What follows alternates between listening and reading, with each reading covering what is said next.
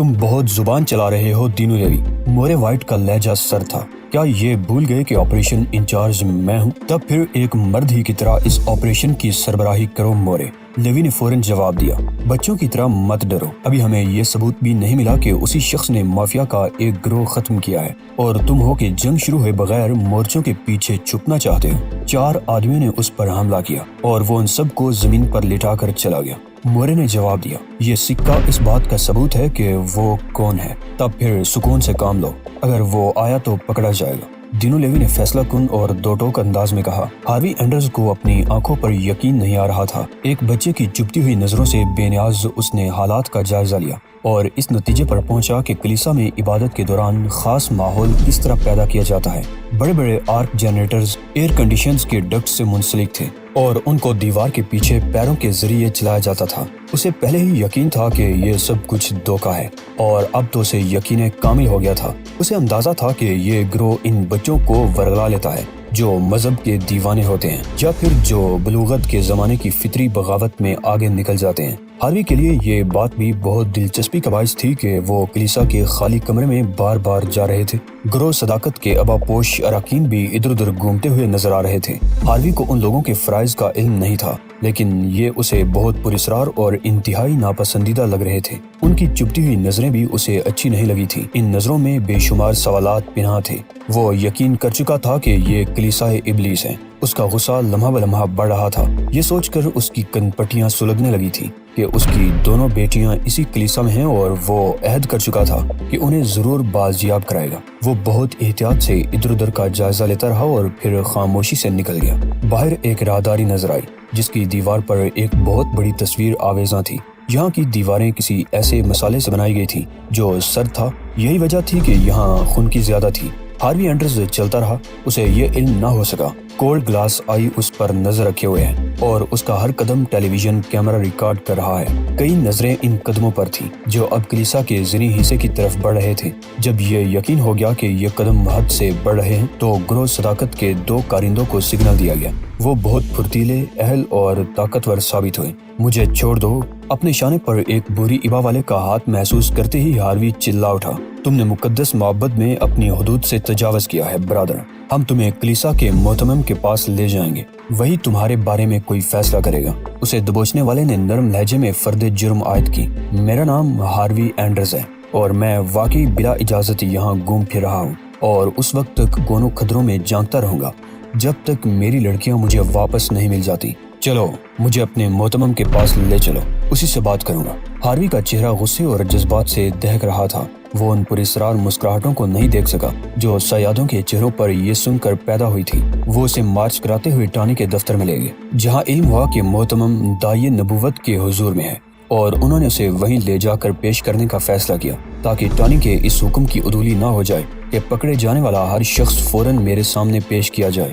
Harvey اس وقت بھی احتجاج کر رہا تھا جب اسے کھینچ کھانچ کر دینو لیوی کی موجودگی میں ٹانی کے سامنے پیش کیا گیا۔ دینو لیوی نے ہاروی کے غصیلے جملے سن لیے تھے۔ اس کی بمیں سکڑ گئیں جن کے باعث گنجی چندیا اور بموں کے درمیان فاصلہ کم ہو گیا۔ یہ کون ہے؟ اس نے غصیلے لہجے میں پوچھا۔ Harvey Anders. تم کون ہو؟ اسے یہاں کھینچ کر لانے والے ایک محافظ نے تھپڑ مارتے ہوئے کہا۔ تکریم و تعظیم پیش کرو کافر۔ دوسرے محافظ نے اس کی گردن ناپتے ہوئے کہا، تم پیغمبر کے حضور میں ہو۔ اینڈرز نے اپنے سامنے موجود دبلی پتلی شخصیت کو بغور دیکھا۔ اس کی آنکھوں میں حقارت کے علاوہ اور کوئی تاثر نہیں تھا۔ تم ایک پاگل نوجوان کے سوا کچھ اور نہیں ہو۔ میں اس شخص سے ملنا چاہتا ہوں جو یہاں کا واقعی انچارج ہے۔ میں اس گندی جگہ سے اپنی بیٹیوں کو نکال لے جانے کے لیے آیا ہوں۔ میں یہاں کا انچارج ہوں مسٹر اینڈرز، اور مجھے یقین ہے کہ تم اپنی لڑکیوں کو لے جانے میں کامیاب نہیں ہو سکو گے۔ شاید تمہیں علم ہو کہ 2 روز قبل ہمیں ایک عدالتی حکم ملا تھا جس میں ہدایت کی گئی تھی کہ ہم ہاف وے دیر سے انہیں حاصل کر لیں۔ ہاف وے دیر گھروں سے بھاگے ہوئے بچوں کو پناہ دیتا ہے۔ اب دونوں ہماری تحویل میں ہیں۔ تم ان سے نہ تو مل سکتے ہو اور نہ ہی بات چیت کر سکتے ہو۔ ان کو یہاں سے لے جانے کا تو سوال ہی پیدا نہیں ہوتا۔ جہنم میں گیا عدالتی حکم۔ ہاروی اینڈرز نے غصے سے پیر پٹکتے ہوئے کہا، مجھے یقین ہے کہ اس کلیسا میں کوئی غلط کام ہو رہا ہے اور میں اپنی بچیوں کو یہاں نہیں چھوڑ سکتا۔ سنو ننھے منھے سے آدمی۔ دینو لیوی کی آواز اونچی ہونے لگی اور آنکھوں سے کینہ جھلکنے لگا۔ وہ اب تمہاری منحوس شکل دیکھنا بھی نہیں چاہتی۔ انہیں تم سے نفرت اور تمہارے چنگل سے نکلنے پر خوشی ہے۔ وہ جس آزادی کی متلاشی تھی وہ اب انہیں حاصل ہو گئی ہے۔ اب وہ بلا شرکت غیر ہماری ہیں۔ تم لوگوں پر مزید حکومت نہیں کر سکتے ہاروی اینڈرز۔ اس قوم میں غلامی نہیں رہے گی۔ تمہاری بیٹیاں انحطاط پذیر اخلاقیات سے بالاتر ہو چکی ہیں۔ وہ اس نام نہاد ضابطۂ اخلاق کی پابند نہیں رہی جو لوگوں کو آستین کا سانپ بناتا ہے، نفرت اور خوف سکھاتا ہے، جو بے جان جانوروں کا گوشت کھانے پر کوئی قدغن نہیں لگاتا، جس میں شراب کے استعمال پر کوئی پابندی نہیں، جہاں تمباکو نوشی جائز ہے۔ لڑکیاں اب ہماری ہیں، روحانی اور قانونی ہر لحاظ سے۔ اب وہ تمہاری کبھی نہ ہوں گی، نکل جاؤ۔ درندوں کی تم جیسی نسل کچھ نہیں سمجھ سکتی۔ اب تمہاری کوئی بیٹی نہیں، یہ سمجھ لو کہ تمہاری کوئی بیٹی تھی ہی نہیں۔ ہاروی اینڈرز کا غصہ خوف اور صدمے میں تبدیل ہو گیا، اور یہ خوف و صدمہ احمقانہ جملوں میں نوکے زبان سے پھسلنے لگا۔ سنو گدھے، چڑیل کے بچے، میں کسی نہ کسی طرح اپنی بیٹیوں کو یہاں سے نکال کر لے جاؤں گا۔ تمہیں اپنی ان حرکتوں کا خمیازہ بھگتنا پڑے گا۔ انہیں میرے سامنے تو لاؤ، پھر دیکھو کہ وہ خود کیا کہتی ہیں۔ تم نے ان سے کیا کیا سلوک کیا ہے؟ کیا تم نے انہیں نشے کی لت میں مبتلا کر رکھا ہے؟ خبیث انسان۔ دینو لیوی نے ظالمانہ انداز میں اشارہ کیا تو محافظ ہاروی کو کھینچتے ہوئے دروازے کی طرف لے جانے لگے۔ مسٹر اینڈرز، لیوی نے اجنبی سے انداز میں کہا، میں نے تم سے شریفانہ سلوک کرنے کی کوشش کی۔ میں نے چاہا تھا کہ تم میں بھی روشنی دیکھ سکوں، لیکن تم روشنی دیکھنے سے انکار کر رہے ہو۔ تم نے نہ صرف بدتمیزی کی بلکہ ایک گمراہ باپ بھی بن گئے۔ تمہیں اندازہ ہوگا کہ تمہارا یہ کردار کس قدر فضول تھا۔ اب میں اپنے معتقدین سے کہوں گا کہ وہ تمہیں زیادہ تفصیلی سبق سکھائیں۔ خدا حافظ ہاروی اینڈرز۔ ہاروی نے غصے بھری ایک اور چیخ ماری، لیکن پھر وہ سوچ کر ٹھنڈا ہو گیا کہ کوئی بھی اس الزام پر یقین نہیں کرے گا۔ کلیسا کے خادموں نے اس پر تشدد کیا ہے۔ اسی لمحے اسے کمرے سے باہر کھینچ لیا گیا۔ کمرے کا دروازہ دڑ سے بند ہوا اور دینو لیوی ہاروی کی نظروں سے اوجھل ہو گیا۔ ٹائیگر کو کلیسا کے قریب ایک درخت کے ساتھ کسی کا بے سود جسم نظر آیا۔ یہ ہاروی اینڈرز تھا۔ اس کے سوٹ پر درجنوں شکنیں پڑی ہوئی تھی، ایک طرف کی سلائی ادھڑی ہوئی تھی، ہونٹ سوجے ہوئے اور بے رنگ تھے۔ سفید قمیص پر خون کی چھینٹیں نظر آ رہی تھی جن کی رنگت اب براؤن ہو چکی تھی۔ ہاروی کو یقیناً بری طرح پیٹا گیا تھا۔ اس تشدد کے باوجود اپنی بیٹیوں کو واپس لے جانے کے لیے اس کا عزم کم نہیں ہوا تھا۔ تم کون ہو؟ کیا انہوں نے کسی اور کو بیچ دیا ہے؟ لیکن صرف ایک کو؟ ہاروی اینڈرز نے بمشکل کہا، لیکن اس کی آنکھوں میں نفرت بہت واضح تھی۔ میرا تعلق کلیسا سے نہیں دوست۔ کیا انہوں نے تمہیں پیٹا ہے؟ ہاروی نے یہ فکر بھی نہ کی کہ سامنے گھٹنوں کے بل بیٹھا ہوا شخص اجنبی ہے۔ وہ اپنی پوری کہانی سنا گیا۔ جب اس کی کہانی ختم ہو گئی تو ٹائیگر نے ایک کاغذ پر چند جملے لکھ کر اس کے حوالے کیے۔ اس نمبر پر ٹیری لوکاس سے بات کرنا دوست، اس نے ہمدردانہ لہجے میں کہا۔ وہ تمہاری بات بہت غور سے سنے گا۔ ٹائیگر نے اس کی مزید کوئی وضاحت نہ کی اور ہاروی کو وہیں کھڑا چھوڑ کر آگے بڑھ گیا۔ وہ سوچ رہا تھا کہ یہ کیس پیچیدہ ہوتا چلا جا رہا ہے۔ پہلے پہل ٹینا اینڈرز کو اپنی بدلی ہوئی نئی زندگی بہت اچھی لگی۔ اسے کلیسا یوم نجات میں رہنے کا بہت شوق تھا، لیکن اس کے لیے پہلے اسے ہاف وے ویئر میں پناہ لینے کا مشورہ دیا گیا۔ پہلے پہل تو ٹینا کو اس میں بڑا مزہ آیا، اور پھر جب وہ اکتانے لگی تو اسے اس کی بہن کے ساتھ کلیسا میں منتقل کر دیا گیا۔ ہاف وے ویئر میں آنے والے بچے دینو لیوی کے پیغام اخوت اور امن کا ذکر کرتے رہتے تھے، اور یہ پیغام ٹینا کو بہت پسند تھا۔ بظاہر ان کی زندگی کا مقصد اس کے سوا کچھ اور نہیں تھا۔ انہوں نے ٹینا اور بیٹسی سے بڑے پیار کے ساتھ پوچھا کہ وہ گھر سے فرار ہونا کیوں چاہتی ہیں۔ انہوں نے ان سے خانگی حالات کے بارے میں پوچھا، اور جب لڑکیوں نے انہیں یہ بتایا کہ انہیں اپنے گھر سے کوئی شکایت نہیں تو انہیں یقین نہیں آیا۔ لڑکیوں کا کہنا تھا کہ وہ محض ایڈونچر کی شوقین ہیں۔ ہاں، ہم محض تفریح کے لیے کلیسا میں رہنا چاہتے ہیں، بیٹسی نے ٹینا کی ہاں میں ہاں ملاتے ہوئے کہا۔ یہ جگہ بہت صاف ستھری ہے، یہاں آئس کریم حتیٰ کہ طلب کرنے پر بیئر تک مل جاتی ہے۔ اس کے باوجود پوچھ گچھ کرنے والوں کا یہی اصرار رہا کہ ان کے خاندانی حالات کشیدہ ہیں، لہٰذا انہیں مطمئن کرنے کے لیے لڑکیوں نے اپنے طور پر چند واقعات گھڑ لیے۔ اس سلسلے میں بیٹسی زیادہ اختراع پسند ثابت ہوئی۔ اس نے لمبی چوڑی باتیں کی۔ کلیسا کے رضاکاروں کے چلے جانے کے بعد بھی وہ ہنس ہنس کر اپنے گھر کے بارے میں شکایت کرتی رہی اور پھر خواب دیکھنے لگی۔ ہم جب تک چاہیں گی کلیسا میں رہیں گی، جہاں چاہیں گی سو سکیں گی۔ ٹینا نے اس کا ذکر اس وقت ایوین گیلزم ٹیم سے کیا۔ جب وہ شام کے وقت دورے پر آئی تو اس کی حیرت کی انتہا نہ رہی، کیونکہ اسے ایک الگ کمرے میں طلب کر کے 2 گھنٹے تک تفصیلی لیکچر دیا گیا۔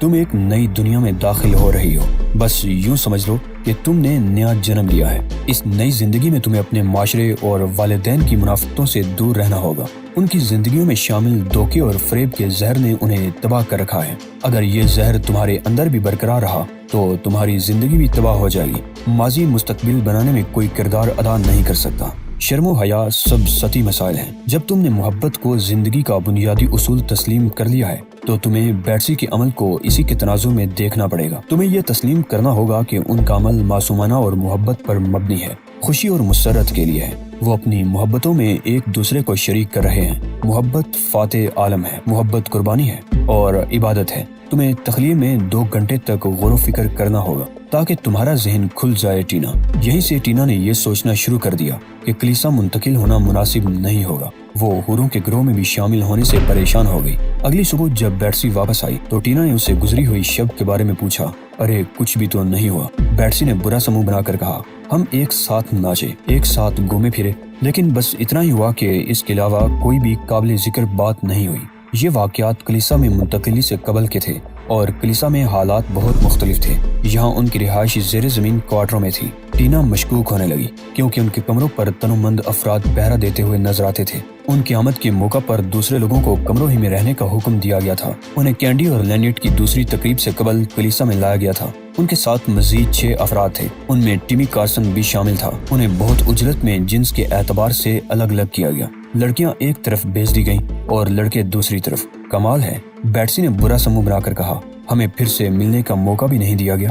मुंह बंद रखो लड़की, एक उम्रदार लड़की ने जो सफेद कबा में मलबूस थी खुश्क लहजे में कहा। तुम औरतों के क्वार्टरों के सिवा कहीं गुफ्तगू नहीं करोगी और सिर्फ इबादत के दौरान कुछ कहोगी। अंदर टीना को ऐसा लगा जैसे वो हॉलीवुड के स्टेज पर आ गई हो। यहाँ दीवारों पर खूबसूरत तस्वीर थी, रेशमी पर्दे सरसरा रहे थे, बड़े और आरामदेह दीवान थे जिन पर खूबसूरत तकिए सजे हुए थे। करीबी एक इंतहाई खूबसूरत स्विमिंग पूल था। टीना की आंखें भी हैरत से फटी रह गई। उसने घबराकर बैट्सी का बाजू थाम लिया। उसी लम्हे गांग की हल्की सी आवाज सुनाई दी। टीना को यह अंदाजा लगाकर शदीद तरीन सदमा हुआ कि मोहब्बत का कलीसा दरअसल क्या है। वो खुद को बीमार और मजमल महसूस करने लगी। उसे एक बार फिर घर की पाकीज़गी, अहले खाना की मोहब्बत और 4 दीवारी का सुकून याद आ गया।